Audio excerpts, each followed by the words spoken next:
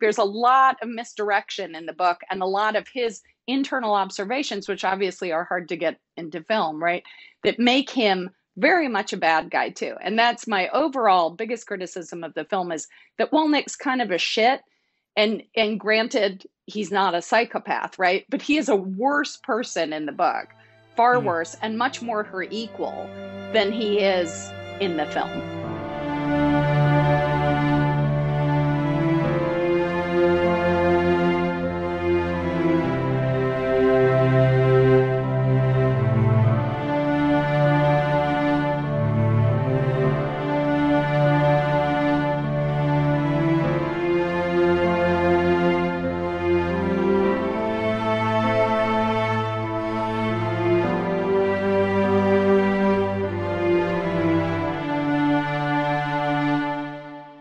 Welcome to episode 175 of the Ink to Film podcast, where we read the book and then see the movie. I'm James. And I'm Luke. And this week we discuss David Fincher's 2014 film, Gone Girl. So, we are delighted to be joined this week by a very special guest, author Rebecca Drake. Her books include Don't Be Afraid, The Next Killing, The Dead Place, Only Ever You, and her latest, Just Between Us. Welcome to the show, Rebecca. Thank you. Nice to be here. Thanks for having me. Thanks so much for coming on.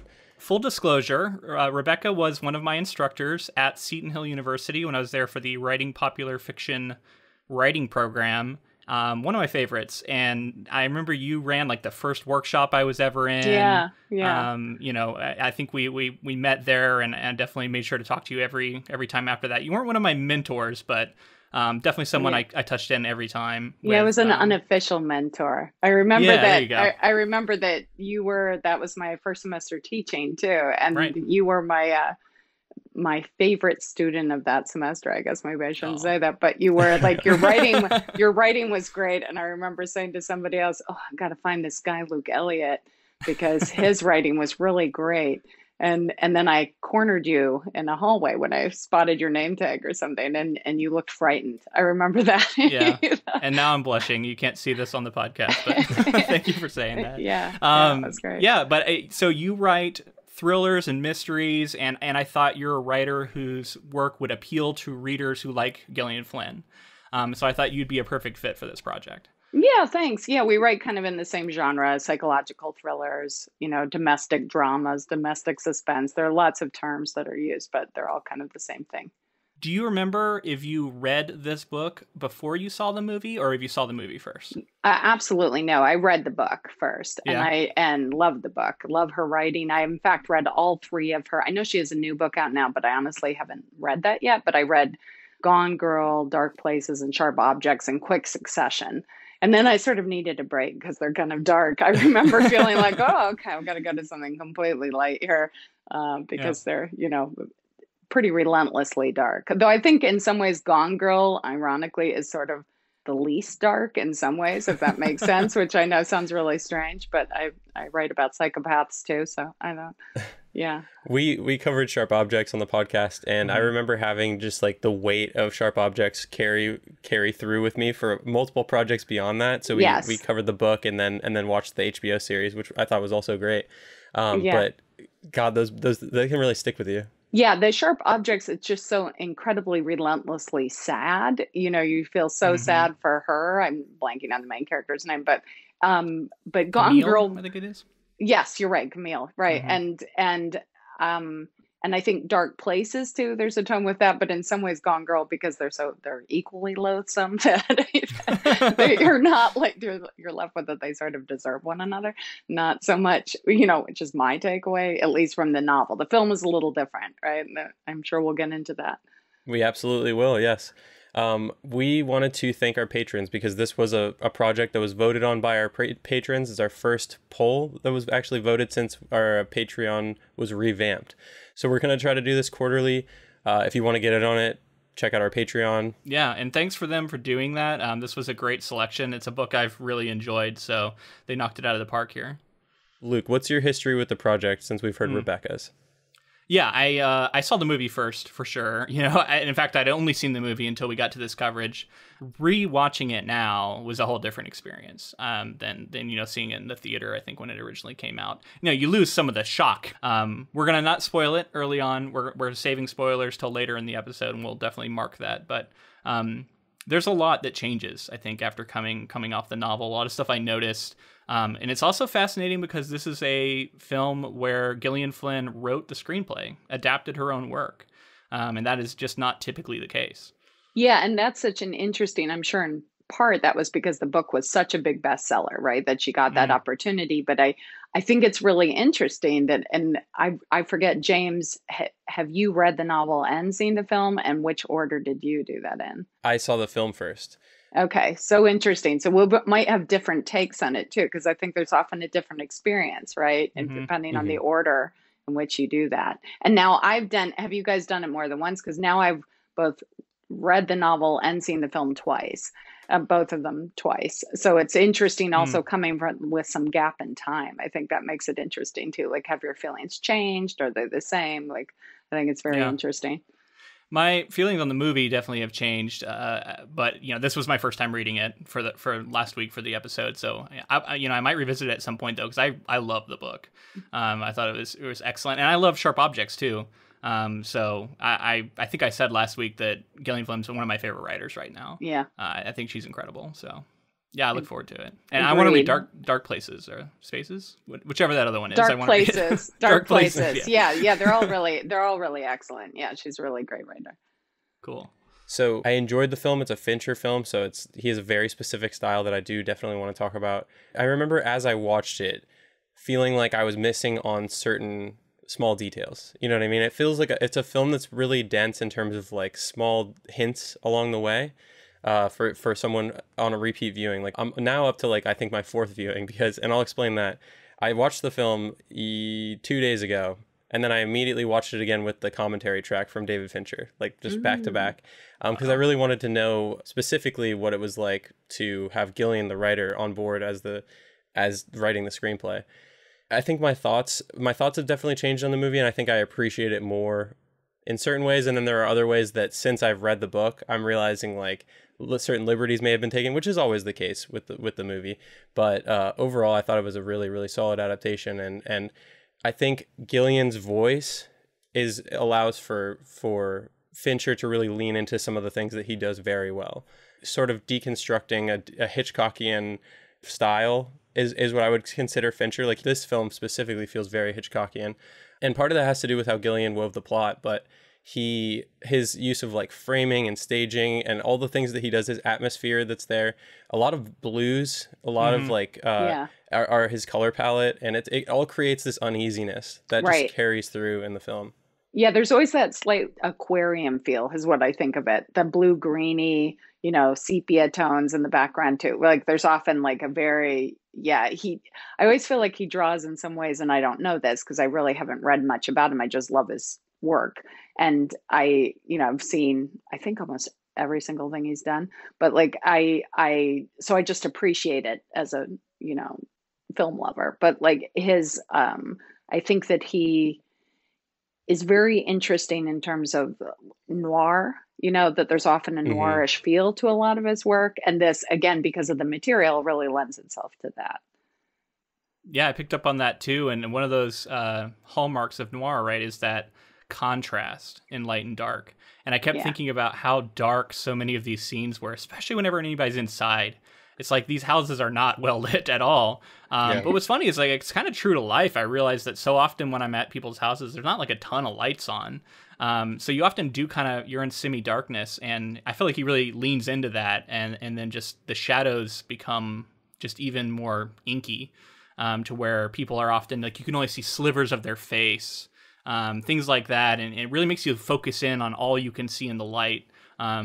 I don't know. I assume he's doing that for effect, right? And maybe referencing that genre of filmmaking. Yeah, I wonder. Yeah. There is a scene that I'm not going to spoil now, but I feel like from context you guys can pick up on what I'm talking about.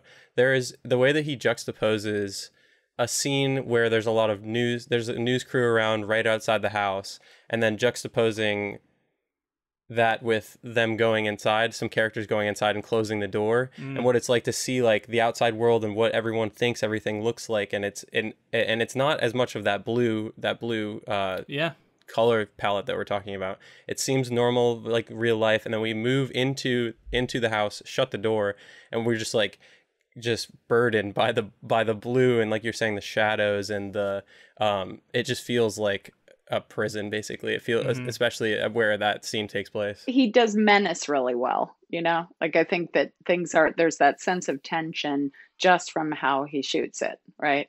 And where we're shooting in the room, right? Is it a low shot? Is it a high shot, right? Your sense of things closing in on people, right? There's several scenes, I think, the interior shots where you do feel Nick is that things are closing in on him, right? And it's subtle, but it's there. So it's just giving you, the viewer, that sense of unease, which I think is really, he does effectively in almost everything, right? House of Cards, certainly Fight Club, but so many, Seven, that's like one of... Mindhunter. Yeah, Mindhunter. Yeah, Mindhunter. Yeah, which was like so incredibly, that was kind of a slow burn for me. But then once I was into it, then I was super into it. And then I was very disappointed that it ended, right? And I could tell it was expensive, but it was so well done, right? Absolutely, yeah. He is, I'm sure you've heard, he's notorious for like the amount that he'll shoot and how meticulous he is about his shoots. I have some stats here. For this movie, he shot 500 hours of material over the 100-day shoot, an average of 5 hours per day. And on a film set, 5 hours per day of actually rolling the camera with everything in place is absurd. That's ridiculous. Wow. And I was watching with the commentary. There was this scene where Neil Patrick Harris's character rolls up in a car, and it was really funny because Fincher, everyone knows he shoots like 25 takes of most things. Neil Patrick Harris drives this car up, and then he has to get out and walk into his house. And on the second take, he nailed it perfectly. So Fincher wanted to bring that up within the commentary, and he's like, "Fuck you to anybody who says that I always take 25 takes. Here I am taking 2 takes." So he knows he has a reputation. Yeah, he has that reputation. And let's talk about casting for a moment too in this film, because this is so often you can end up being disappointed by casting, right? And I feel like the main characters are so perfectly cast, right? Almost typecast. I honestly cannot see Rosamund, what's her last name? Pike. Like I can't see her honestly in any other role but this, which is, terrible to say, but I think Ben Affleck is so perfect for the role for Nick's character. And I think Neil Patrick Harris is great as Desi, right? Like, I think that's a great casting. Great cast. Rosamund, I thought it's almost like a career defining performance for her. So I think that's what you're referencing. Like you're always going to think back about this now. Yeah. And I think if any of the performances are notable, it's hers. I think many of them are, but like hers is the one that really stands out with me, especially in the second half. It just shifts into another gear and is really incredible. I want to shout out Carrie Coons as well, who plays Go. Oh, yes. I think she's incredible in everything I've seen her in, and I think she really provides this core, sort of moral core to Nick's story that without you would have nothing to make you feel any sort of positive thoughts towards Nick, right? Like she needs to be there for the audience to like keep him in check and call him on his bullshit. So I think she plays a really important role in the story, and her performance of that character, I think, just nails it. Yeah, agreed. I think she's amazing in that, and I really liked. We'll get into it, but I have issues with how Nick is depicted in the film versus in the novel. And I think that she doesn't, and sometimes disappointed by that myself, but like by that change, but she doesn't disappoint, right? I think it's like she's consistent from novel to film. And I think she does an amazing job. Yeah. I just wanted to echo what you guys are saying. Rosamund Pike's performance in this movie is unbelievable. I mean, I knew her from she was in a Bond film. She was in a couple things here and there. And, to come into this movie and she completely steals the show. She's the performance of this movie. There are other people who really support her in that pursuit, but she is unbelievable. She's going to be in the Neil Wheel of Time show, by the way. So hopefully we'll cover her. Interesting. I did not know that. That's amazing. Yeah. The range, honestly, more than anything, it's the range of the character, where we're seeing her play the cool girl, and then we're seeing her play very calculated. We see her in all these different ways. We see her as a genius at certain times, and each of them feels like a different performance, and to like blend it all together and create the performance. I just think it's incredible. Ben Affleck, in the commentary, it was funny because Fincher was talking about Ben Affleck and how, he's a director up to this point. Like, he's started to direct. Ben Affleck postponed directing Live by Night in 2016 in order to work on this film with David Fincher, even stating, "He's the only director I've met who can do everybody else's job better than they could." On set one day, Affleck changed the lens setting on a camera an almost indiscernible amount, betting a crew member that Fincher wouldn't notice. Affleck lost the bet as Fincher brought up, "Why does the camera look a little dim?" Oh, that's great. Wow. That's great. That's hilarious. Yeah. So one other just general observation I want to get out there is it's about Gillian Flynn writing this screenplay and how I kept thinking about the task she was faced with. She writes this fantastic novel that is a bestseller, and now she has to condense it into this 2.5-hour film, and really whittle every scene down into the sort of dramatic punch that is necessary for a film to work. And how I think she did a great job, but it's interesting to note, like you were referencing earlier, there are some things that change and there are some things that are left out. And it can happen organically in the process of changing mediums, because it's the artistic mind behind it is the same, although it does change when it gets to the actors and when it goes to the director. It just kind of shows that there's an inherent difference in medium that even when it's the same person, it's gonna come up. Right, 100%. And I think it's also, the awareness that things end up on the editing floor, right? Like, and so it's what, I'm sure that there were other people touching the script too, because that's the way it works, right? And so it's like,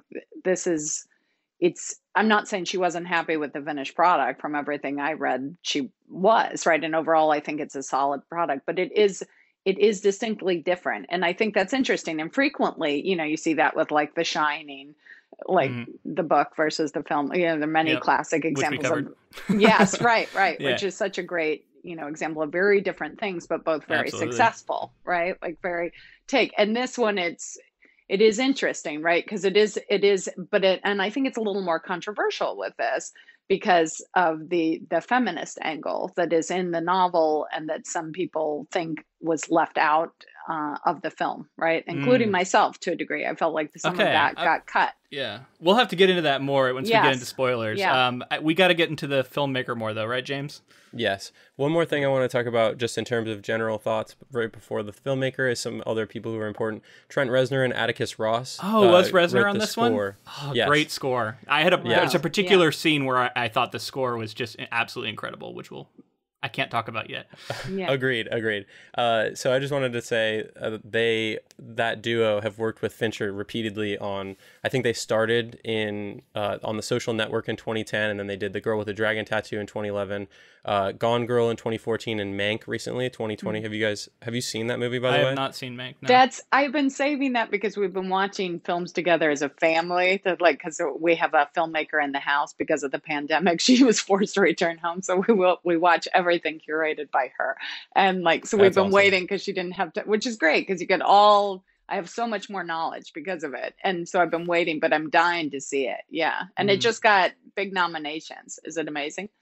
It did, yeah. I just watched it. It's incredible. If you like film history, if you like Citizen Kane specifically, it's like, it's almost like what Tarantino did with Once Upon a Time in Hollywood, where you're like creating your own narrative of like what actually was going on in historical events. But I think it's less of a, Tarantino does like almost a parody of things in that way. And I think this is almost like, I don't want to spoil anything, but basically there's a screenplay writer and there's Orson Welles, and supposedly some combination of the two created one of the best movies of all time, Citizen Kane.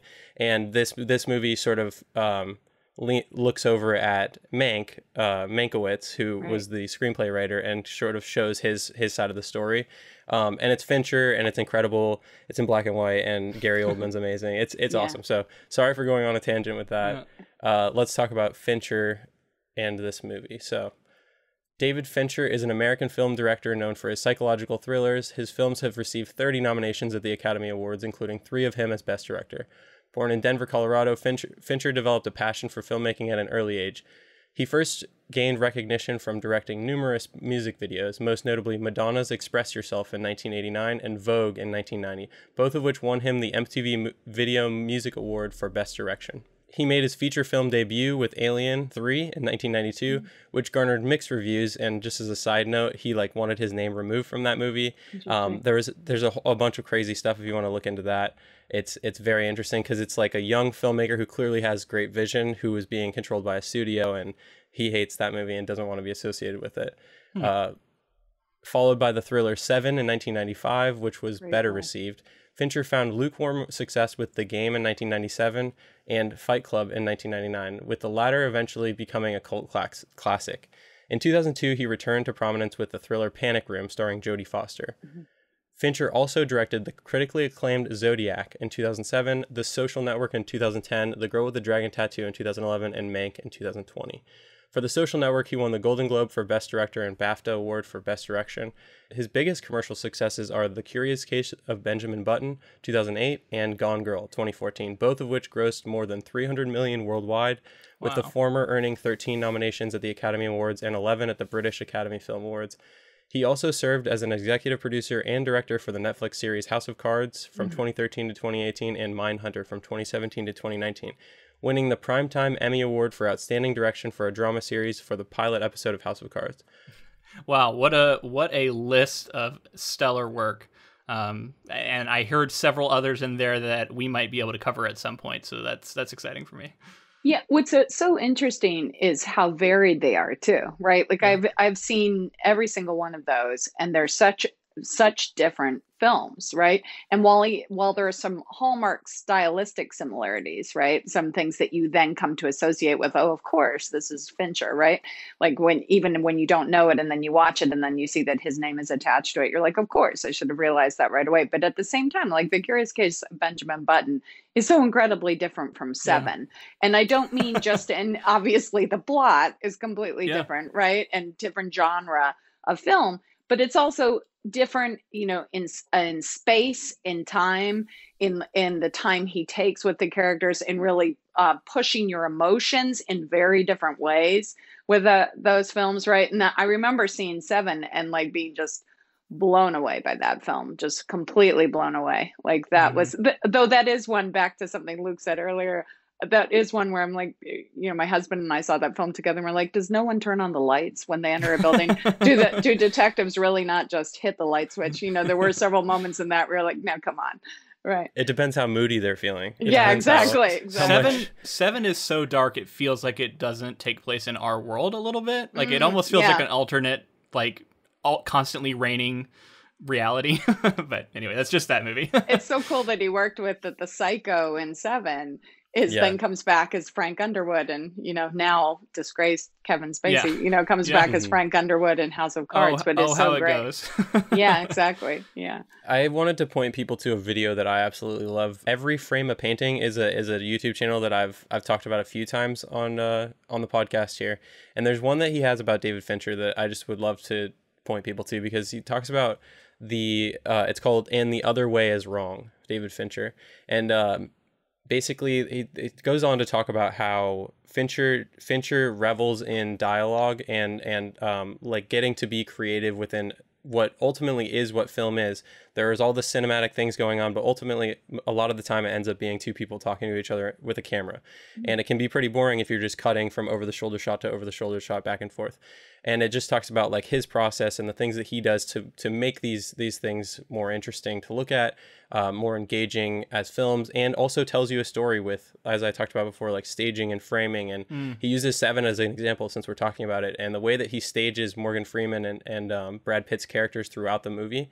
As the relationship is getting tighter, they typically in shots are closer to each other. There's even a shot where Brad Pitt has fallen asleep on Morgan Freeman at one point on his shoulder. And then it all culminates in that super famous scene at the end of Seven, where you're getting these shots that have Brad Pitt in the foreground, Morgan Freeman in the background, and then just the anguish of what goes on in that final scene. I don't want to spoil it. Yeah, I won't do that because you guys haven't covered that. Then that's a fun one, like interesting. But I guess is it based on a novel? I don't actually. I don't think it is, but just in case someone hasn't seen it. Yeah, well, won't give a spoiler, but yeah, that's really interesting. I never read that, but the minute you say it, I recognize that too, because that scene, that very big scene, is so emotional. Again, like that, it's not just there's a lot of shock value, but it's not the shock value you remember as much. You do, but it's also the emotion, what Morgan Freeman is saying to Brad Pitt's character, like, and what they're saying and how they're almost like father son in that moment is very interesting. Exactly. I love the idea of a filmmaker telling us, like, you could mute the film and tell that, like, at the beginning they're not, you know, they're growing closer throughout the movie, and it's ultimately telling a story just through visuals, which is so important to this medium, obviously. Yeah. And that leans into one of the strengths, right, just for dramatic presentation of stories, and leaning into the power of watching a scene play out and be performed. And he maximizes that in this movie. I think some of the most iconic scenes and most memorable scenes are just characters talking to each other, and the drama that unfolds, and the way he's able to capture that and really drive it home with all the, you know, many tools in his tool belt.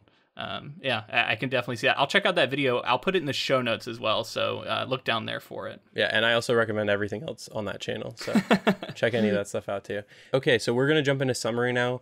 I have the briefest of summaries. We did cover this last week. We went in depth on the summary with the book episode, so I would recommend that you listen to that.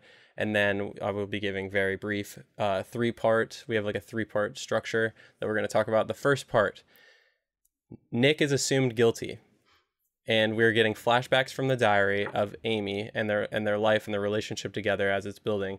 And his beloved wife, Amy, has gone missing. Yeah, I mean, that's basically it. We do want to put out a disclaimer. We are moving into full spoiler territory. We may reference things from later in the movie. So if you haven't seen it, if you haven't read it, check out now. I think it's clear that we do recommend it. And then you can always come listen to this later.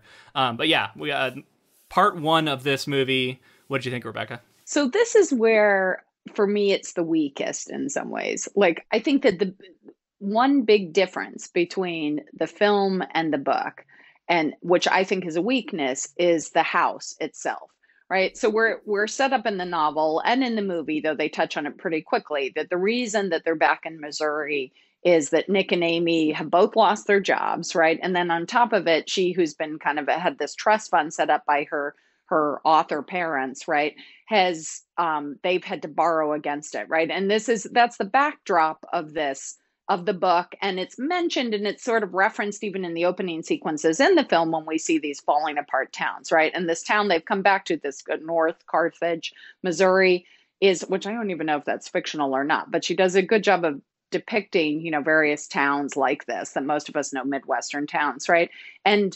And Fincher does this great thing of these shots of kind of, you know, closed storefronts, poverty, things like that. And in the book, we're told that what they move into, they rent with her money a McMansion, basically, the suburban hellhole in a newer development in which people have, you know, foreclosed on their homes, and some homes have never even been moved into, right? Because the bust happened, right? The recession. And basically the only reason they're able to rent this so it's described as large, but sterile, right? And the house that's depicted is not these things, right? That is my first like major criticism. And I think it's a I don't know why he did it. I'm imagining, I even found myself wondering, wow, is he, you know, come from a European perspective, but it's like, no, David Fincher's American, or is this a Californian perspective of what this is? Because the house is it is nicer than the houses depicted in the book, right? And it has, maybe he just liked it because, again, you're using a medium in which if we showed it as they depict in the book, where they've moved in their couch, where they really don't have everything in this house, right? Like they don't, and they describe the couch looking weird in the house, right? It doesn't fit. And when she walks through the door in the novel, Amy makes a comment that basically, you know, should I just sell my soul now or give away my soul now, right? That this place is completely soulless and alien to her, this native New Yorker. But the house itself has some character, right? Which it is not really supposed to in the book.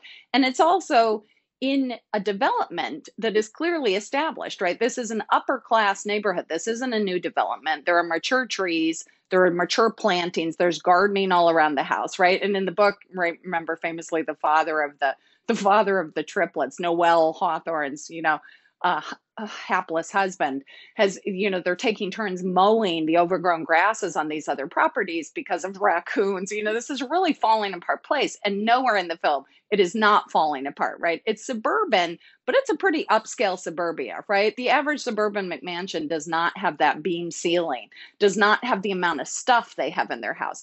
And the reason I really think it matters negatively is that from the opening sequence, and through that sequence, the opening sequence where we get the famous opening lines from the book, which remain pretty much the same, right? Which is a great opening sequence, right? And I'll go back to that in a second if I can, right? But then we see Ben Affleck with this house, right? And Ben Affleck here, we're already kind of setting up something that, boy, if you're not satisfied here, Amy, right? Like, what's wrong with you, right? And like how, that contrast between their life in New York and Missouri isn't really made, right? We see the poverty of the outside town. And ironically, too, it's like the contrast is so sharp that you really notice when you're in Go's house, for instance, which is ramshackle, and the dad's house, which is a dump, right? Like it really stands in sharp contrast, right? And the bar itself, which isn't, is the bar, right? Like isn't very, so I had a big issue with that the first time I saw it and the second time, right? I remember being really like, wait a second, I didn't, the first time I saw it, I was really stunned. I was like, what? They didn't live like this, did they? And having to go back to the book and saying like, oh, this is different. And I also think if I can even go back further, that very opening shot where he says those great lines about whenever I think of my wife, I think of her head, right? That's is so creepy in the novel, right? And Fincher's choice to kind of undercuts the creepiness and broadcasts. And are we in the part where we can talk spoilers? Broadcasts that we have a psycho, right? Because she turns her head instead of just focusing on the back of her head. Fincher chooses to show us her turning to the camera and looking. And while I love that framing device, beginning and end, right? Like she looks so creepy from the beginning, right? That we're signaling this is a creepy, dissatisfied, crazy person, right? Instead of in the novel, when you read the novel, you very much believe for part of the novel that he could have killed her, right? Like there's a lot of misdirection in the book and a lot of his internal observations, which obviously are hard to get into film, right? That make him very much a bad guy too. And that's my overall biggest criticism of the film is that Wolnick's kind of a shit. And granted, he's not a psychopath, right? But he is a worse person in the book, far worse, and much more her equal than he is in the film. Wow. Yeah, I mean, I think you're picking up on a lot of subtle stuff there that is often the stuff like the background, the texture that can get lost when you adapt something. You're right on, and I am curious as to why he might have done that. So I'm finding myself like coming up with possible reasons. I do think he likes the contrast. He really favored, like he wanted the idea of this incredibly nice mansion compared to Go's house. He wanted to show the two different lives, the life she lives in versus the life of everyone else. And exactly, like how could she not be happy in this house? How could she not? And it does change the way we feel about each of these characters a little bit. And yeah, I mean, there's so much tied into that time frame of the crash. And we talked about in our last episode how I felt like this is a book that is about a very specific time in American life, and a lot of economic anxiety surrounding that, and like people losing their jobs and overall destitution, and like some of that just doesn't translate as well in this version. And like you said, because of that, I think you really hone in more on like their relationship as being the reasons of dissatisfaction, and you don't think about necessarily her being such a fish out of water and just hating it here. It's told to us, but it's not as effectively shown. So I do agree. And I wonder if it was like, was there a decision, there was like a half-step measure maybe that was made to be like, should we update it for 2014? Because I'm not sure if the year is stated in the movie. I can't remember. But I wonder if it was like, well, let's update it for 2014, but then still keep the aspects of like a broken, like an empty mall and something like that. Like the artifacts are still remaining from like the original. I agree. I guess I didn't really think of it in those terms, but it does make sense to because I almost felt like Fincher was saying, like, look at how bleak and soulless just suburban life can feel to an extent. And then, but I do like what you're saying, because in the book it is very, very clear that, like, the soul, you might feel soulless in just suburban life in general, or trapped in suburban life, but like to give Amy more motivation would be to have a completely stripped bare walls and like a couch in the center, and like there's not a lot going on within the house, because there is something, I don't want to, it's not elegant, it's not an elegant house, but it is sort of upper, way upper middle class, like borderline rich, and like there's enough things in there to where it's been decorated and decisions were made, and it feels like that was a distinct decision Gillian made in the book, to be like, they moved in and then Nick is too lazy to do anything. That's sort of where the gap is forming. Their relationship is falling apart for many different reasons, but one of them being they moved into a house and don't even actually live there. It's just like a vessel almost that they're I don't know, sailing through the ocean on or something. It's not, there's nothing there for them personality wise. Yeah. And I wonder if, like, you're right. Like, I wonder if one is that it wouldn't look very interesting, right, in the shots if you were in this empty home that didn't have as much decoration, right? And I think that beam ceiling, which I always think of, because to me, that's the hallmark of knowing that this isn't a McMansion, right? The kitchen too, but especially like the woodwork, like this is a more expensive home, right? Plus the neighborhood, plus the brick, even the brick construction, right? Brick and siding as opposed to just siding, right?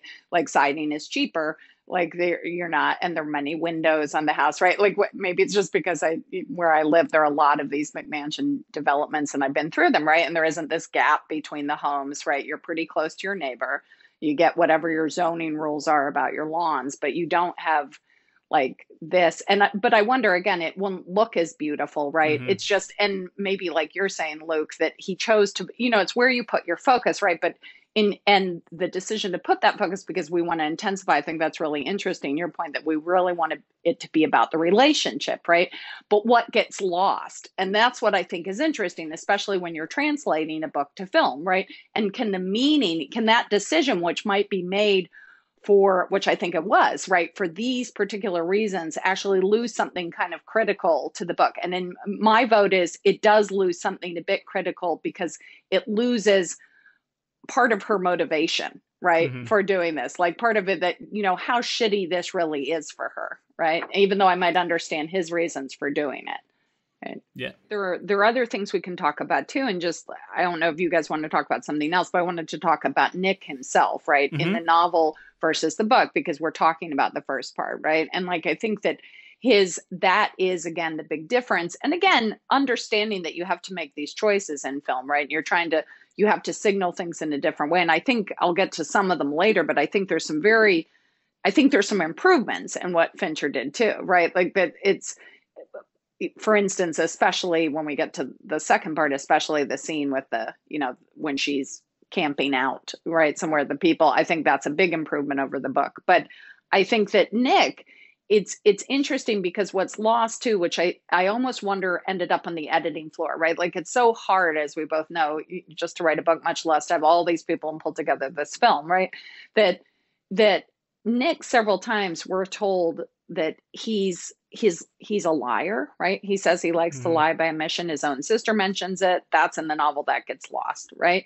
He's afraid. The biggest part is, and we can talk about that separately too, as just a big discussion about parenting and its influence, right, on these characters. But he is afraid very much of being his father, right? And in fact, by returning to Missouri, right, his misogynistic, violent father, that his mother was under the thumb of this man and only blossomed once she left him, right? And he references that, women are bitches, right? Like this, everybody is a bitch who crosses him, right? And he's frequently in the book, Nick is like this himself, right? That's almost completely gone from the film, right?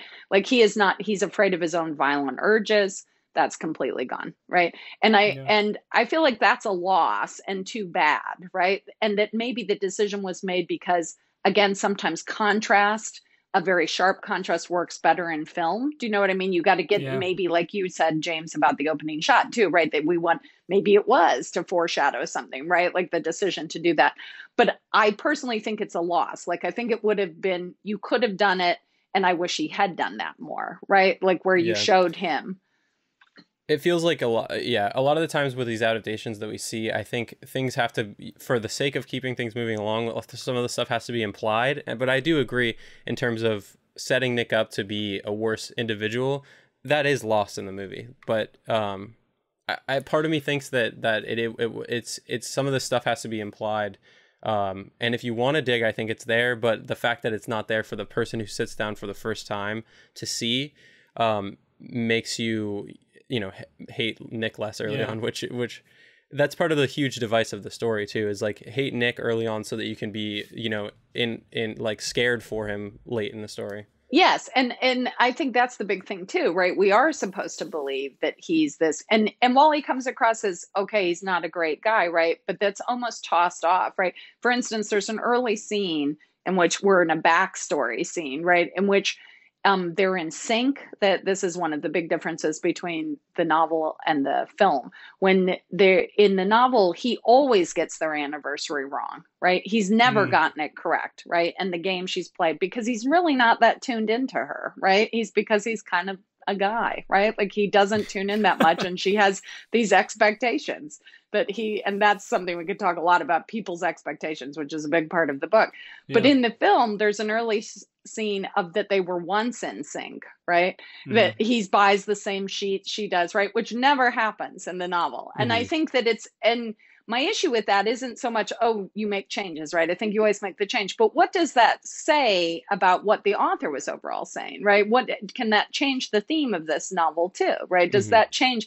And I think, again, because more people see films than read the books, and because it's like, what are we putting out in the world? I do think those messages are important too, right? And you can argue, and perhaps we should, about like, so I was talking about this book once with another author, right? A male author. And he was saying, and he does not write in this genre. And I was saying that one of the things I really loved about the novel that a lot of women really related to is some of the feminist message that we can talk about, it, like the cool girl, right? The concept of the cool girl, and what she is funny. I remember when I read it, like laughing, but recognizing it too, that a lot of women recognize that, right? And that phenomenon, right? And in the film, and he was saying that message, like he was saying that the book, that because of what happens later, it completely undercuts, because of who she really is, it undercuts any of that. And I was like, yeah, I guess it sort of does, but in the book it still kind of worked, right? But then in the film, I think you lose a lot of that, right? I don't think you really, I'm not sure you can really pay attention to it. And maybe that's what Fincher ultimately decided, right? Again, like the difference in The Shining or something between the novel and the film, right? That there are certain choices you have to make, and those choices necessarily mean that you're going to let go of some other piece. It's just the piece that I thought made the book richer, and I wish it had been there more. I really like what you said about that, because making Nick more likable, realistically, is he needs to be very unlikable in order to have Amy's character seem justified along the way, which I do feel like in the book and movie. I don't know, maybe everyone doesn't feel this way, but I do feel like I don't like Nick in either version. But like you said, in the book, it's so drastic. Like, we hate him so much that we're on, I think I said in our book episode, I was on Amy's side for much, much longer than I was willing to admit. Like, up until, doing some drastic things, and then I was like, okay, that seems a little far. Till she killed a dude, as Nick says. Yeah. Because he's more likable, we flip sides a little earlier, which is, and we lose some of the feminist messaging, like you're saying, in terms of like the cool girl stuff and everything. It maybe has more of an impact when he's a representation of a shitty guy as well. So I suspect that Fincher or somebody along the way, or some group, the creative minds came together and said, we need to give the audience somebody to root for at different points in the film. And in the first half of the film, I feel like you're rooting for Amy, because you're getting these diary accounts of their like idyllic romance, and how just movie, like with the sugar dusting and everything is just so like romantic and fairy tale almost. And then you're seeing Nick be terrible and talk so much, like he's saying so many things about his wife that don't line up with the things we're seeing. So I do think we hate him early on and we like Amy. And then when the switch happens, I felt like they wanted us to be able to immediately move back to liking Nick instead.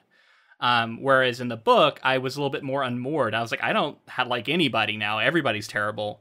And I kind of root for both, and I also root against both at the same time. And I was comfortable in that position. I thought that was really interesting. But I wonder if they thought like a movie watcher is gonna get frustrated and feel like they want to stop watching the movie if they have no one to root for. Yeah, and I wonder if, right, like that ambiguity doesn't necessarily work for a larger percentage, a bigger audience share, right? I mean, I think it's interesting what James pointed out, that this is one of his most successful films, right? And it works.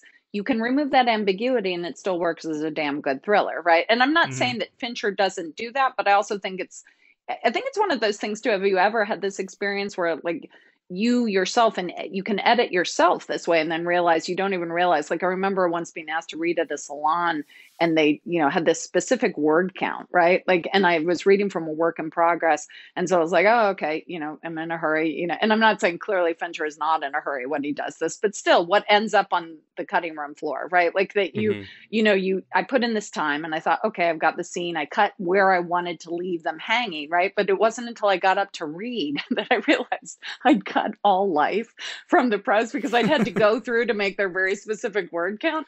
And it's like the worst possible moment to realize that you're like, oh shit, like there's nothing great here anymore. I've cut all life from this, right? All description, everything else. And it just sounds so bad, right? And I'm not saying Fincher did that, but I do think there's a degree, right? Like whenever you cut something, right? Something goes, right? Like, and these decisions.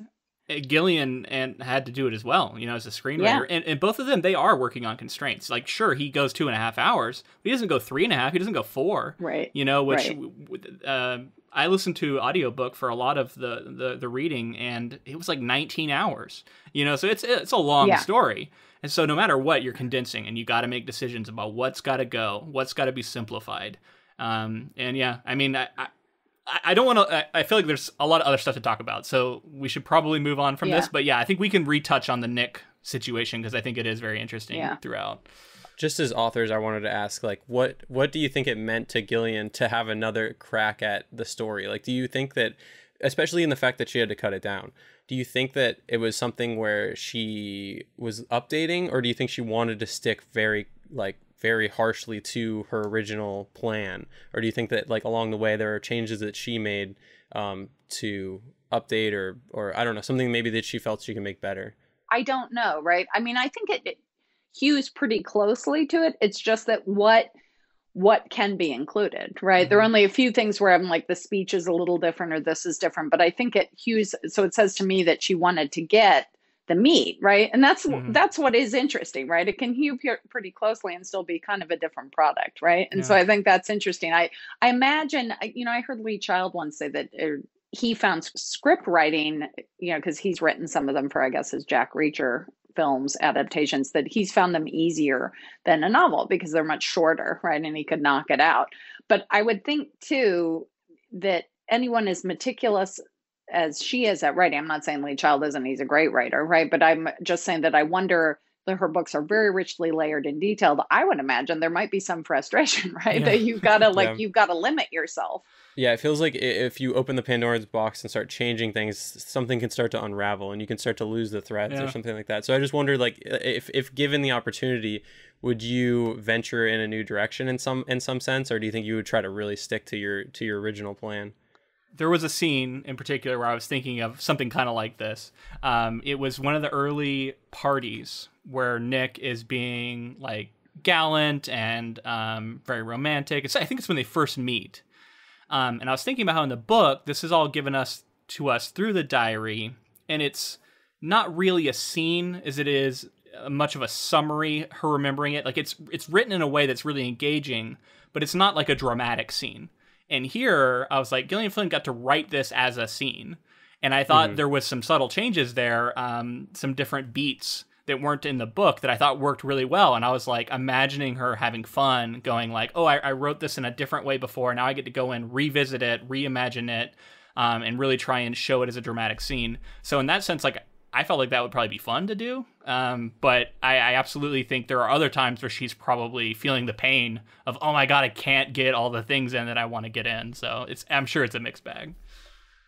Yeah. And I agree. I wonder it might really, I mean, I don't know because I haven't read anything about what she found that process to be. And ultimately they were both successful, right? So I bet no regrets, right? But I think that it's like, because I'm sure, again, the film doing so well helps sell more. Her book was already a big bestseller, but it doesn't hurt it, right? It's part of the job, right? Yeah. Like, I mean, ultimately she signed on to do it, so I'm sure she was like, this is what I have to do, so I'm going to live with it, one way or another. It's better than someone else doing it to your work. Yeah, and I think you could probably speak to this too, Luke, as an author, but I think as an author, I'm very aware, like I have been very close to being optioned, but haven't had anything made yet. But I think you're really aware that this is your creative process is the novel, right? And when you hand it over to be made into a film or a show, right, that's someone else's creative process. And all you really hope is like, yeah, it'd be great to write the script, responsibility, but great. But you really just hope they don't totally screw it up, right? And I'm sure that having David Fincher on board to do your film, right, that would be like, oh, amazing, right? Like that's like, you're so fortunate, right? So I think you recognize, I mean, that's the thing too, when your novel is out in the world, when something's out in the world, it's like, this is the part that's art, right? It's like, of course you care what people think about it, right? Or you would just be writing for yourself in an attic somewhere. But I think that I'm also very aware, I'm always very interested in people's very different reactions to something I've written, right? Like, because I think that's always very interesting. It's like, oh, this is their take on this product. And I find that really interesting. And I'm not threatened by it. I never feel this need to like correct someone's, well, you got that wrong, right? Like I think that's more interesting. It's like, because once it's out there, it's like a painting, right? Once it's on the wall, that's then the experience they're having. Every person's experience is their experience. And so I think that, she's a talented, experienced writer, right? I'm sure that she'd written for magazines or Entertainment Tonight or something, Weekly or something like before. So I'm sure that she, you're used to being edited, you're used to people having to make decisions. And so, yeah, I don't know what, having not had the experience, I don't know. We should be so lucky that we have this experience someday. Right. Yeah. Okay, so I'm going to move on to part 2. Amy is found to be alive. We find that, as the audience, that Amy is alive, and she's on the run. Nick is trying to prove his innocence. He's been taken in by the police. They're really starting to suspect him, and basically he is the number one suspect. Yeah, so I think this is where the movie really shifts gears and tries to say, surprise, she's the villain, and now we kind of like Nick, and we're kind of rooting for him to get the upper hand, or at least like prove that he's not guilty. And I think that this is where the movie feels like it really is trying to shift our perceptions, like completely flip them. And I know that when I saw this in the theater, I did not see this coming. It got me for sure. I thought Nick was guilty. I thought that's where we were going. I was led there by the film, and that's where I was. I didn't, even with these little things we're talking about, they didn't tip their hand to me. I did not think that she had, made herself disappear and was still alive, and like I thought someone killed her. So I thought it was a brilliant turn, and it works well for the film as someone who had not read the book, despite what else might be lost, I guess. And I agree. I think that, when I read the novel first too, it was the same way, right? It's when you get to that big twist, it's like, holy shit, right? Yeah. Like it's amazing, great twist, right? And as we're talking about it, I'm sort of changing my feeling about parts of the film too, that I wonder if part of the reason for this shift, right, to make Nick, as you said, someone to root for, is potentially also because when you get to the end of this novel, you're pretty much like, God, I can't stand either of these people, right? Yeah. Whereas in the film, you are still sort of like, Jesus, he's stuck with her, right? Like, what is this? And it gives a much more weighted. So, Fincher's kind of a genius. So maybe in that sense, maybe there was an understanding that people, because you definitely have, and I remember reading criticisms of the novel in which people were basically, these two people are so awful, right? They kind of, who wants to spend any more time in their company, right? And I never like the term likable. I like relatable, because I think, we don't like Tony Soprano, right? But he's relatable, right? And we give something, if we can tap into understanding why they do things. And I think she still makes, he still makes Amy, Gillian Flynn definitely makes her relatable, right? And like makes her choices relatable. I think that some of that is lost by needing to have a sharper contrast between Nick and Amy, some of her motivation, and also by doing certain things early on that show Nick to be much more generous than he is ever depicted to be in the novel, right? Like he's a shit, right? But there's an early scene too. There's a sex scene in which he's going down on Amy, right? In the film, in which that's depicted. And I think it's always interesting how sex scenes are used, right? Like, because it's like, again, that's often code for something, right? Like it's a shorthand for us to get to understanding their relationship, right? And that's code for I'm a really generous guy, right? That's always, which always makes me laugh in film because it's like men making these films. But like, you know, that's code for look at me, I'm a good guy, right? Just like buying the sheets for the anniversary. And really, Gillian Flynn probably wrote it into the screenplay. Yeah, and that's the well, did she, or maybe wanted to show it? And yeah, it is interesting that she wrote that, right? Because in the book, it's full of blowjobs, right? Like there's not like it's full of like she's mentioning that constantly. He talks about it, but that's constant coming back to that, right? Like in sex, it's constantly, you know, the other women doing this and what the cool girl is and everything else. And so I think that's an interesting contrast. But like I think that Amy, that sequence, he does so brilliantly, you know, where we see, because there's a lot of material covered that we have to get pretty quickly for the film to stay within a reasonable amount of time, right? To get pretty quickly to her next step there. And that, you know, I watched it again, like just that sequence too. And I was struck by the brilliance of having the voiceover with her, you know, like, which is often not liked in film. My daughter tells me this, the filmmaker. I'm not as familiar with why. I always enjoy it, but apparently that's frowned on sometimes. And I think it's done very effectively. Maybe James can speak to that, but like, I think it's really effective how she's cutting her hair, dyeing her hair, and giving that whole speech. And it loses some of the impact of the cool girl speech, but it's a really effective way to move us forward in the story, you know, in getting us to her next part of her crazy. And it is so certifiable, right? It's a great, you know, a great scene. In terms of having narration or having voiceover, I agree. Like, I think that the problem becomes people use it as a crutch a lot of the time. And, you know, everyone's taught to show, not tell, even in writing and everything. Like, there doesn't need to be exposition most of the time if you're effectively setting everything up. So if that scene didn't have Amy like speaking over it, maybe it would have been harder for people to follow along with, but there might be something more artistic to that. So I tend to agree though, in a more, you see it a lot in indie films, honestly. Like in an indie film, you're left to your own devices and you are sort of absorbing the story and left to sort of interpret what's happening within the story a little more. And then one other thing, in the commentary track with Fincher, this going down on her scene was addressed. Okay. So he was talking about how he was attempting to make Nick more likable within the flashbacks. Like he wanted to make sure that he was very likable within the flashbacks. And he sent the dailies to Gillian Flynn. And Gillian Flynn replied back and said, like, I don't think you're going to have any problem making... So he was specifically wanting Nick to be more likable to a female audience too. And so Gillian Flynn replied back and said, like, I don't think you're going to have any problem having, you know, women like Nick at this point after the going down on her scene. Yeah, well, it's, for me, it felt, because I read the novel first too, there was a feeling, it's like, to me, it just felt like disappointing again that they'd chosen to include that, because it's so patently, I mean, it was obvious to me, right, that that's why it was there, right? And I felt that it was, and it does stand in contrast to later scenes where he's, you know, they're having sex against the wall, right, where he's treating her like an object, right? And again, he's trying to set up this dichotomy, but what gets lost in that, right? Yeah. And it's and again, it's, the film is different, right? But I feel like that's one of the strongest things about the novel is that he's, you know, he's not a psychopath, right? She is, right? She's a complete sociopath, but he is also not a great guy, right? And I think some of the indictment, he's a really crappy guy, right? He's a crappy husband.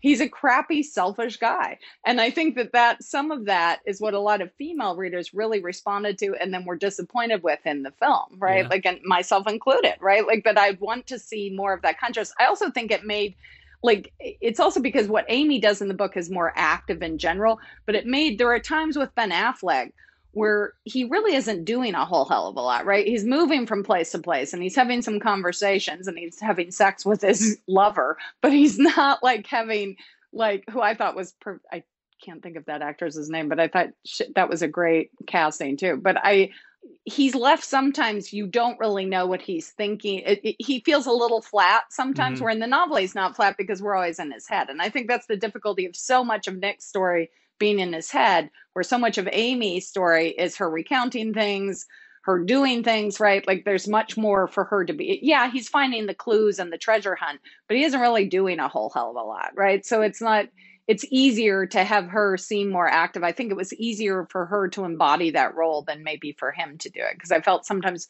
he's a little flat. Yeah, I mean, and that just shows differences in medium, right? Like, he's an unreliable narrator as well, because he even says, like, I like to lie by omission, so we're immediately, caught on to the fact that he's probably lying to us. Whereas in the movie, we don't get any of his internal thoughts. I don't think at all in the movie. So it's all just this sort of performance. And it is often very flat. And I think they're trying to create that mystery instead through the performance. Like, is he flat because he's guilty, or is he flat because that's just how he is? We don't know.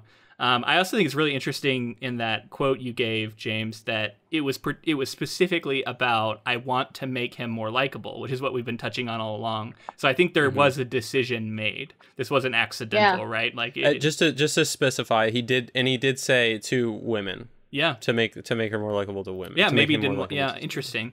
Which again is like, and these are the choices, right? It's an artistic choice and it's a commercial choice, right? Yeah. It's like, this is your audience too, and who read this book. But what is interesting is it also made the film more controversial, right? I saw multiple articles about, and I remember reading at the time, where you took out kind of the soul of this book by making it like this. And I wish he hadn't made that choice, because I really love his filmmaking, right? But I did feel I don't think this is one of his stronger projects, right? I think that it failed in that sense. I think it's a very effective thriller, but I don't think it's even as effective as, say, for instance, Panic Room, which is also, I don't know if you guys have seen that, but it's a super effective thriller, beautifully shot again, right? Cleverly made, but feels tighter in many ways. And I think, in fairness, though, I think that's because what he was trying to adapt is so big, right? This is so meaty.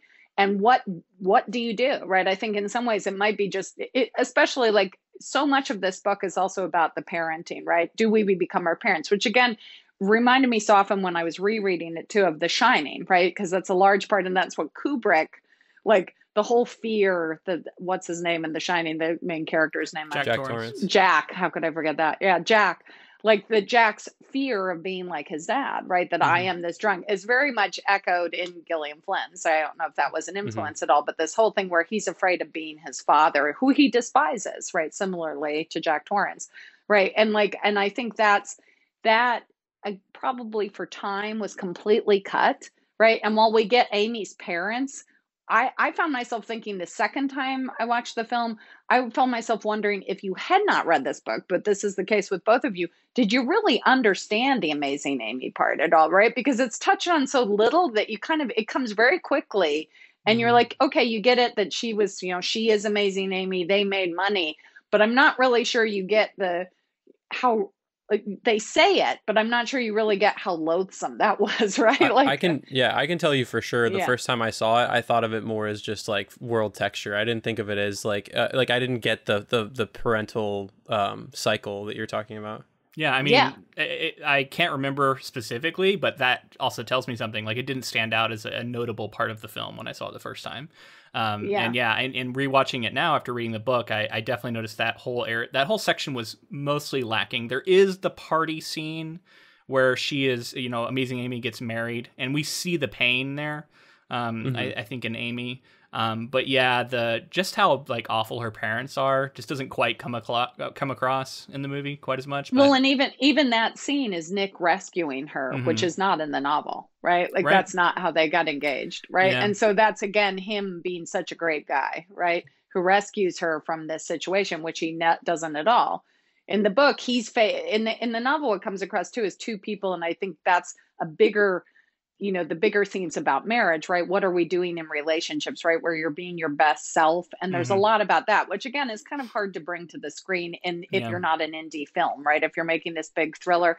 And there's also a limit of like, that's the question of genre fiction too, right? Can you make these bigger commentaries, as that author friend of mine pointed out? Doesn't the fact that she's a total psychopath completely undercut the feminist message, right? Which in some ways, right, like there's truth to that, right? Yeah. So I want to move into talking a little bit about that particular stuff, like women in her stories. I have a quote that I wanted to read. It's from the essay that I referenced in the last episode. I went and found it, and it was I think it's called "I Was Not a Nice Little Girl." I'll link it in the show notes, by Gillian Flynn. It's a very short essay, and I definitely recommend people read it. But I want to read a part of it because I think it'd be interesting to talk about. So I'm going to read two. First is libraries are filled with stories on generations of brutal men trapped in a cycle of aggression. I wanted to write about the violence of women. So that sets up the next quote I'm going to read. So she says, "We devour the news about Susan Smith or Andrea Yates, women who drown their children, but we demand these stories be rendered palatable. We want somber asides on postpartum depression or a story about the man who made her do it. But there's an ignored resonance. I think women like to read about murderous mothers and lost little girls because it's our only mainstream outlet to even begin discussing female violence on a personal level. Female violence is a specific brand of ferocity. It's invasive. A girl fight is all teeth and hair, spit and nails, a much more fearsome thing to watch than two dudes clobbering each other. And the mental violence is positively gory. Women entwine. Some of the most disturbing, sick relationships I've witnessed are between longtime friends, and especially mothers and daughters. Innuendo, backspin, false encouragement, punishing withdrawal, sexual jealousy, garden variety jealousy. Watching women go to work on each other is a horrific bit of pageantry that can stretch on for years." So I thought that was a really, really cool quote, giving insight into her process. And this was after she had written Sharp Objects, but I think prior to Gone Girl at least being released. So I think it's really interesting to think of this as like, this is the kind of thing that permeates a lot of her work, at least that we've read. How does Gone Girl fit this sort of MO? And what are your thoughts on that, Rebecca? Oh, I think it's super interesting. And I agree with it, though. I think her choices are interesting. Like, so what comes to my mind is not Susan Smith or Andrea Yates. And I want to point out, too, that Andrea Yates, and maybe she wrote this essay before that case was kind of overturned, right? Because wasn't Andrea Yates eventually released? Because I'm pretty sure because she was basically, in that case is very different because she was under the thumb of she drowned her children, right? And she was under the thumb, she, had serious mental illness, or she and her husband were very fundy Christians, and he was the one who kept pushing, her to have more kids. And she was, had postpartum psychosis, basically. And very different than Susan Smith, who plotted, made a racist accusation, some black man stole my kids, right? And basically and is still in prison for life, right? So they're very different cases. And I think they're a distinct brand of female aggression too, because the public gets much more angry about mothers, right? The sanctification of mothers in our society is a very distinct type of female aggression, right? A mother could never hate her own kids. So I think that's an interesting but kind of separate thing to tap into. I think more relevant to Gone Girl would be the female aggression. I think of the case in Canada that didn't get as much play here because they have different rules about media, but the Ken and Barbie killings of the 1990s, and it was made into Carla, the film, and other things were Carla Homolka. So it was a couple killing, right? And he was kind of he's still in prison, she's out. That says it all, right? Though they both together killed, including her own sister. They were responsible for, she brought her own sister, drugged her so that he could use her sexually. And then she died, right? Like vomiting basically from this. But somebody who was a psychopath herself, but fooled people because of this idea that there's still a reluctance to believe that women can be, right? And she's attractive, that's why they were called the Ken and Barbie, right? That Paul Bernardo and Carla Homolka, that they were this very attractive couple. She's blonde, she's pretty, right? He had abused her, right? And it's also that thing about that we have trouble believing that someone who's abused, right? We have trouble holding these two concepts, right? That you can both be victim and perpetrator at the same time, right? And I think that I do think that's interesting too. And I think like who did the studies that resulted in the book, like Queen Bee, right? Like the idea of female aggression is definitely, I think, really interesting. When my kids were approaching like high school and I was looking at schools, I remember hearing from different people, like it had been clear to me that my son didn't want to go to an all boys school because he had a lot of female friends. And I remember I'd always thought in my mind, it was very clear, like, oh, you don't want to send your kid to an all boys school because of like the testosterone, right? Who needs nonstop testosterone, right? You need some balancing. But I'd always heard and thought like, oh, all female schools, good. I have a daughter as well, right? Like, and that's positive. And then I heard from some friends, right, whose kids were at a very well respected all female school. And there was so much nastiness there too, right? Girls competing with eating disorders, competing, like there was just as much aggression and just as much meanness, right? Just as much bullying. It wasn't like the Shangri-La where, women are free now to, the females free to like explore and be it. And, anyone who's a student of history realizes that Lucretia Borgia, right? Like there are people like, and maybe it's just because I've done so much crime research, I'm well aware of, the capacity for female violence, right? And I also am interested in that in my own work, right? Exploring that and exploring how that is underplayed, how women are often overlooked, meaning so still the numbers, for instance, on female serial killers are still much lower, right? And yes, there is more male aggression, more females are victims of violence, right? I don't mean to minimize that at all, right? Because that's some of, I think, the criticism of this book and books like that, right? Where females are the aggressor. But that being said, I've often thought that the numbers are lower because they haven't counted them because more people get away with it, right? Like that, and I like that Amy's character in this, I think is very interesting that way too, because she's a very organized killer, right? Like she's super organized, right? And like, I think it's very interesting and an interesting point. I think there's definitely female violence, female aggression, and it still is sort of, I think, especially if you're an attractive person, and that's what she deals with too, right? If you look like, a thuggish person, male or female, right? I mean, that's what our minds are always drawn that way. And still with like psychopaths, both male and female, if you look attractive, you're compartmentalized, meaning you live a normal life. Otherwise, they're much less likely to believe. I mean, what is it that people always say in those interviews? Oh, he seemed like such a nice guy, right? Well, and maybe he was, except when he was killing people, right? Like yeah. There was a particular scene, I think it actually happens in this kind of third section we're about to get to, but I thought this was on display. And that was where Boney is sitting in on the interrogation of Amy once she's returned. And I noticed that Boney, I think, is the only other woman in the room. And there's a bunch of doctors and male police officers. They're all looking at each other while she's giving this harrowing, lie about what happened. And they're just like 100% bought in. And Boney's like the only one who's like asking pertinent questions and is even willing to believe that she could be lying about this. And I just thought it was interesting there too of like, is Gillian Flynn trying to say something about that, about how maybe men can often be particularly blind to this possibility, or just society in general. We are very, like, men are often seen as both victim and perpetrator of crimes. Like, we always see that, like, or not always, but so often it's like, oh yeah, they were abused as children and they grew up to be this monster. People don't struggle to hold that in their mind when they think about men. But with women, yeah, it's like once someone's a victim, it's much more difficult for people to think of them as possibly becoming a villain at some point in the same way. Right. And I think and again, it depends on how they present themselves, right? Like I think of the film Monster based on that real life story. I can't remember the killer's name, but it's, when things are complex, right? Again, when there's ambiguity and people are both victim and perpetrator, right? I mean, because she was terribly victimized in her life.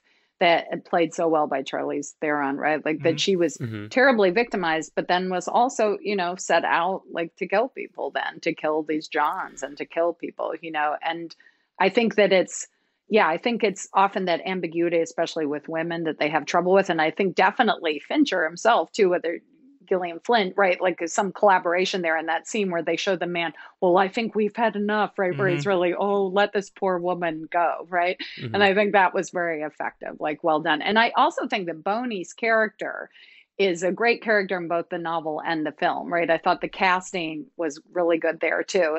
And the Gilpin's character kind of gets lost a little bit in both, right? And he's not as important, but Boney, like, is again like Margot's character, right? A redeemable character, right? Mm-hmm. Like they're both good people in a way. And I also liked it that Flynn, while she's, has that sort of small town Midwestern, Helen calls him, like in the novel, she's always referring to him as, I don't think they included this in the film. No, they didn't, where she calls him, oh, that's because you're the youngest or something, right? Like, but she's a little affable, right? A little, but she's not stupid, right? And Flynn makes the character smarter, right, than they are. And I think that then they are often depicted. And I thought that was good. I think she's a well-rounded character. Like, we don't know a lot about her, but that's it. She's willing to kind of see, because she's seen, like in both cases, she's more cautious to just accept what is presented to you. She's an archetype, right, of that detective character you so often get, yet she's a woman. So she's particularly suited to seeing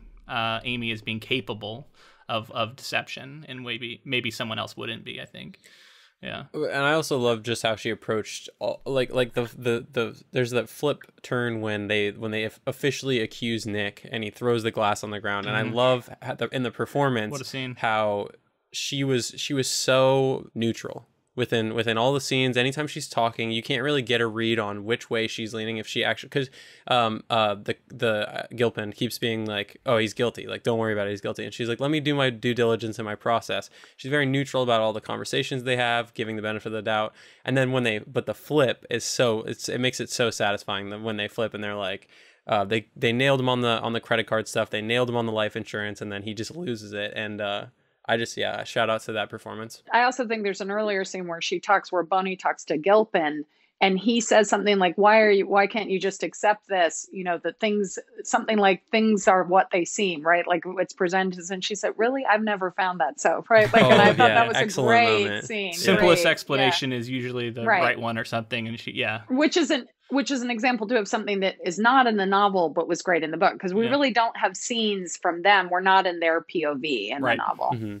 Yeah. So there's another translation detail that I wanted to talk about, which is the device of having the flashbacks be the diary, and how to actually execute that on film. And of course it's flashbacks, but there was the Fincher specifically was talking about in the commentary that it was Gillian Flynn's decision to do the scenes where we're seeing different manicured nails and different pens written on the diary in order to like translate all of that stuff and to make it clear what was happening and to make it visually interesting. And he thought that was something that just like when he felt when he read the book that would be the thing that would be hardest to adapt. And then when he read the screenplay, he was like, perfect. And I just wanted to ask you guys what you thought about that translation, because I think it does do a lot to give you the hints of everything else there too. The pens, the pens tend to, they're kind of a large, detail within the story. They represent a lot as well too. Yeah. And did he pick, I also thought that was good. In the novel, she says that, with my 30 different pens or something, that she purposely did it, but it works so much better in film when you see her. I especially remember one scene in which she's twirling the pen with the little stork, right? Yes. Like a baby shower pen, right? And I thought that was really well done, right? So I wonder if so she came up with that idea, but who found the pens, right? Kudos to whoever went out and sourced those pens. Yeah, art department. Right? Great decision with that, because I thought it was, and I thought it was very effective. And again, there's a little bit, it's nebulous in both the novel and the film, even though in the novel we're told that she wrote these over this much time, right?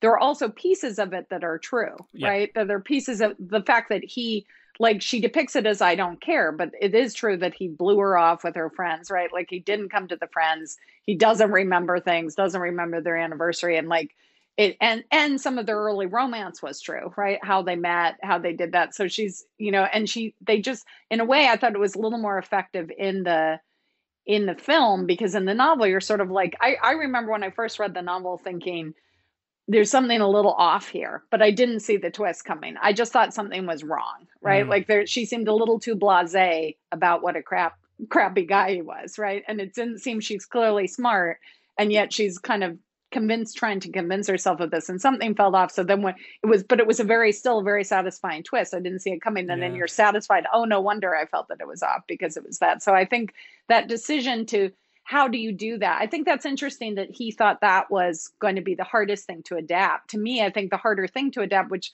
kind of gets lost because is again, the complexity of these are two people who are the products of their parents, right? Which I guess he made a decision, or I'm sure he made the decision and she went along with this too. She's like, that we're going to cut them. Right? Yeah, I think he specifically meant like visually adapt, like to show on screen. So I don't know if it was necessarily like the hardest thing. I don't want to speak for him and say that was the hardest thing to adapt from the novel. I think he did a good job for all the reasons you just said. I love the sort of epistolary, direct writing of Amy that we get in the book, and then the reveal is so profound because she says something to the effect of like, "Did you like that character? I created her to do a very specific role." And like you all of a sudden the reveal is that was not the real Amy at all, and now we get to meet the real Amy.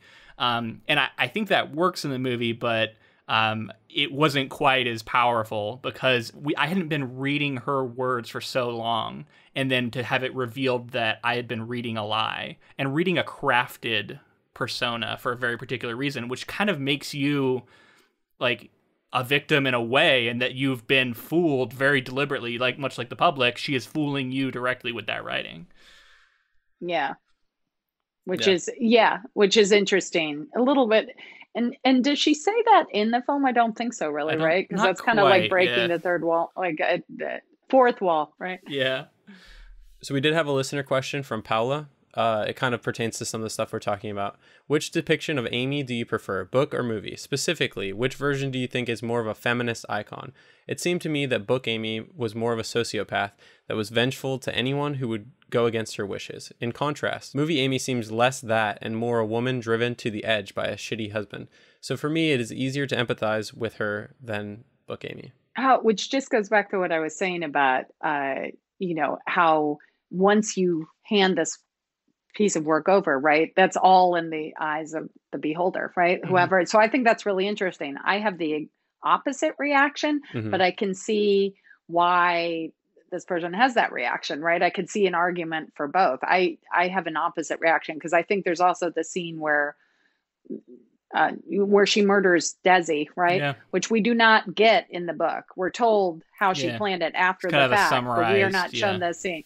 Right. And she, in the novel, she gives him sleeping pills before she slits his throat, right? Yeah. in the very famous sequence in the film, which is beautifully filmed, right? And super creepy. Incredible. Like that. Incredibly that was filmed. The scene where I was referencing the score too, where it just has these like splashy, like just unsettling sound, and then the blood just drenches over her body, and it was almost like borderline with the synthesizer that's being used. It's like borderline like Blade Runner-esque, like the wah, like it's very, very so cool. And it's very modern. It's a scene that men get so often in film, but to see a woman get a scene like that where she is full on psycho mode, and like I was thinking of American Psycho, like things like that, like it I don't know. I thought it was an incredible scene, and definitely one that's going to stick with me. Yes. And again, for like, in terms of, back to the listener's question, right? I think she's more of an icon in the book for me because basically that is undercut for me by those very scenes, even though I appreciate that scene, right? I think it's artistically beautiful. It is really interesting, right? It's like, I guess I would have to think about what you just said, Luke, more, right? Whether women get those scenes, right? I think women can often get scenes of being the big bad, right? Especially in noir and other things, but they're not necessarily, do they get other scenes, right? Like slitting throats and getting drenched in blood. That is another detail you just reminded me of, is like, this is almost if we were to think of this like crime thriller as like taking elements from noir, then like does Amy fit within like a femme fatale role? I don't know, because it's not classic noir, right? Right. He's not an innocent, but in some ways in the film he's set up that way a little bit, right? But because he himself is kind of a shit, and because it's not the classic, right? I don't know this person. this isn't, I guess it's closer to, though I recently rewatched Double Indemnity, Amazing. which Yeah. it's still such a great film and so holds Mm-hmm. up. I watched it when I was really young and I was like, oh, this film holds up after all this time. And Barbara Stanwyck's character is like that, right? Like, and they are in a relationship, right? And she's, so in that sense, yeah, I think she is kind of the femme fatale, and perhaps that's what Fincher ultimately goes with, right? In the movie, in the novel, I think it's much more that this is more about the disintegration of a marriage, right? And a marriage where then one of them turns out to be a psychopath, but it's a little less noir. Mm-hmm. Well, in the third part, and I don't want to step on your summary here, but there's another turn that happens, and that is she returns to Nick, and I was dumbfounded that this actually happens. And she comes in confidently and she says, I am able to just trap him and I can make him be the husband I want. She's kind of compared to a spider throughout at times. And I kept thinking of the spider web and how he's caught in it now. And she's got all these things to ensure that he can't escape. We get that scene where they strip naked in front of each other, which I thought thematically really speaks to like we're now visible to each other for the first time, bearing our souls. And that's what she wants. Like, she wants ultimate control, but she also wants to be seen and to be able to be herself. And it doesn't matter if he fucking hates her. Like, that's okay, as long as I get the thing I wanted, which is the husband of my like dreams, I guess. And that's exactly what you have now become. Mm-hmm. We got to talk about this third section, because I think that's another big turn, right? Like the idea that this would be something anyone would want, yet I still am sold on it that this character might want this. I do want to jump in real quick with this the little commentary bit that Fincher had about this, the return home, and how they're they're very much acting. And this is the scene that I referenced before with like there's a certain tone and a certain color palette to the scene, and we're getting her coming home covered in blood, and she falls into his arms in a shot that's mirroring like Gone with the Wind, and like very dramatic, and she's like like completely limp in his arms, and then we're moving the camera, we're moving in with the family, we shut the door, and then it's just like darkness, and it's like back to that noir, and it's like the two different worlds that are being shown on screen, and that was one of the most juxtaposed, just the fact that like each location is so different than the other, and the way he was playing with that was what I was referencing there. But specifically the Gone with the Wind thing is really funny to me, because he specifically pulled that and was like, look at this as the Gone with the Wind moment.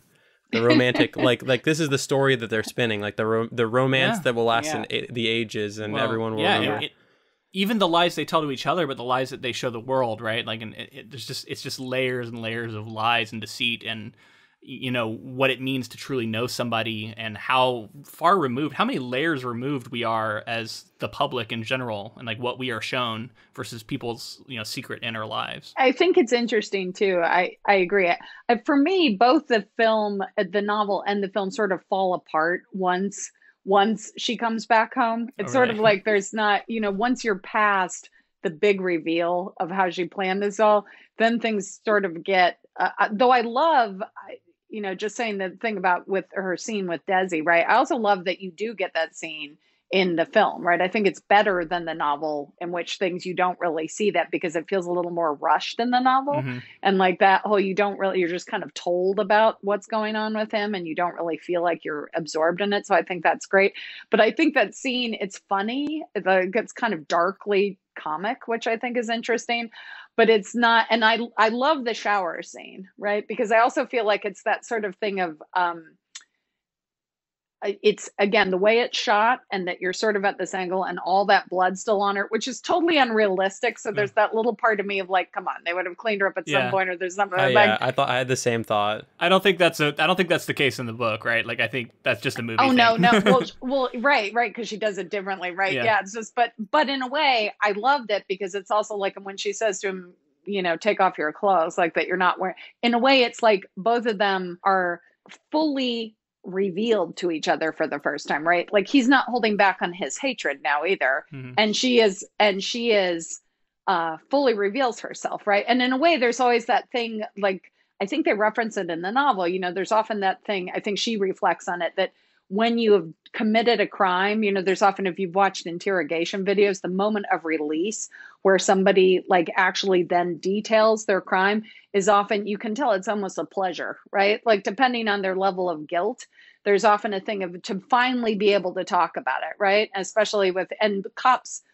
you know, police officers will play on this. Detectives often will, yeah, you know, by egging the person on, which you see a little bit in the novel and stuff too. Come on, I bet she was, you know, hard to deal with. I bet she was this, right? Giving the person the avenue to express the amazing frustration that is behind so many homicides, right? The homicide that they think this is at the beginning, but because it's so much more, right? And she is this incredibly, and what's so spooky, because she is a psychopath, is she's basically telling him like, well, you know, this can work, you know, like that's what I want you to be. I like you this way. So let's be this way. Right. Like that's like, which is really spooky, you know, and I think so amazingly shot. And because there's a flirtatiousness in both the novel and the film when they're taking the shower. Right, which is so batshit crazy, right? Like that you're like, and I love that it's sort of almost even lampshaded by Tanner Bolt at the end, where he's like, "You guys are the craziest people I've ever met in my life." Yeah. Yes. Let's speak. I'm so glad you mentioned him, because let's speak for a moment about, because that character has changed. The race has changed for starters. And I think that's Tyler Perry, right? Who does an amazing job in that role. It's a small role. And in some ways you almost wish you'd seen him more, because he is so damn good at that role. And his amusement, which really isn't in the novel at all, it is so much better than the novel depiction, I think, than in the film, like, because he's so amused and like he's so smart and presented as so smart, but so kind of you know, and that's, they did take it, like Flynn took almost that same line, you're the craziest couple, you're one of the craziest couples I've ever met, or something, whatever he says in that great line, right, about how crazy they are, but he's always kind of amused by it, which I found very like sort of satisfying, like, yeah, he does such a great turn with that. Well, and Tanner Bolt is the kind of character that you always hate that person, right? Like this guy, everybody hates this guy, but we love him in this movie. So it's such a refreshing turn to have this lawyer be somebody that we like and that we root for, and we feel like it's good to have him on the job when he's finally hired. It's really interesting because normally this character is so detestable. Yeah, and I thought they did that really well. And again, that's one of the changes that I think, because a lot of that is shortened too, where he's prepped for certain things. And I think it's actually an improvement in the film. It's one of those examples, like, which I also think the earlier, and I'm sorry, I'm going back to the other before the very last sequence, but the cabin sequence too, right, where she's hiding out. I also think that's an improvement in the novel, right? By shortening it, I think it's far creepier than it is in the novel when the people like take her, and because it's shorter and because they kind of approach her, you know, it has much more of in the novel, she befriends this woman because she misreads it, right? And I think it's more effective in the film that she, who's never that friendly to people, stays consistent that she's, you know, not that friendly, but still makes these assumptions, right? These people aren't, I'm the smartest person, you know, very psychopath, right? I'm the smartest person here, right? And malignant narcissism is the trademark, you know, is the one defining similarity between all psychopaths. That is the defining trademark. Yeah. That makes sense. Okay. So we vote on, I think we've done it for a couple of years now. When we come to the end of a project, we vote on which was the better version of the story, all things considered, book or movie. We will start, and then we'll let you be the final vote. Maybe a tiebreaker. I don't know. We'll see. James, do you want to start us off? Yes, very quickly. I feel like we touched on a lot of reasons why the book has more time to develop and really like dig into the characters. But something about this movie is that it really does. It shows. I do agree with Rebecca saying like it's not my favorite Fincher film, but it's Fincher sort of at the height of his powers, adapting something that's like I don't think a lot of filmmakers could adapt this well. And I think like leaning into the things that he does well. He's created an environment in this movie and the cast that he's put together. And specifically Rosamund Pike's performance is just like a like a genuinely one of the greatest performances I've seen in a villain role like this.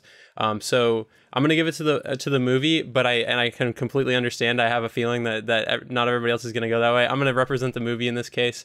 I think Fincher killed it, but I fully understand that like this is Gillian Flynn's voice all the way through, and you know, she's the reason this exists. I thought this was going to be an easier decision for me, but I really did enjoy this movie quite a bit.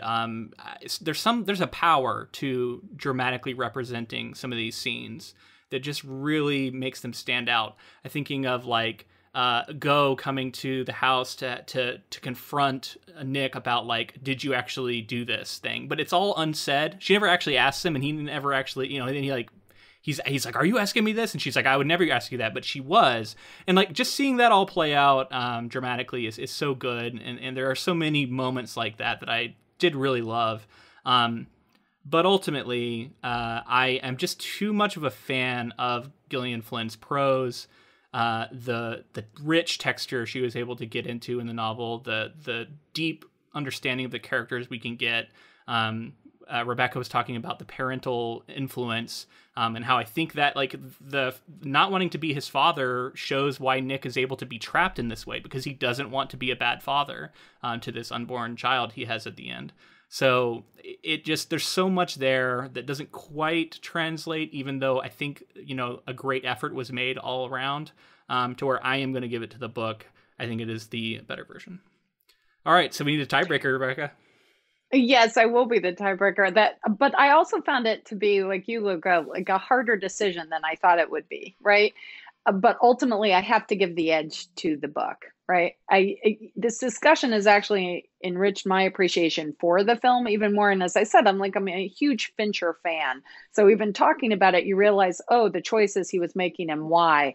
But in terms of a piece of art, ultimately, right, I give the edge to the book because I think it's just a bit richer, right?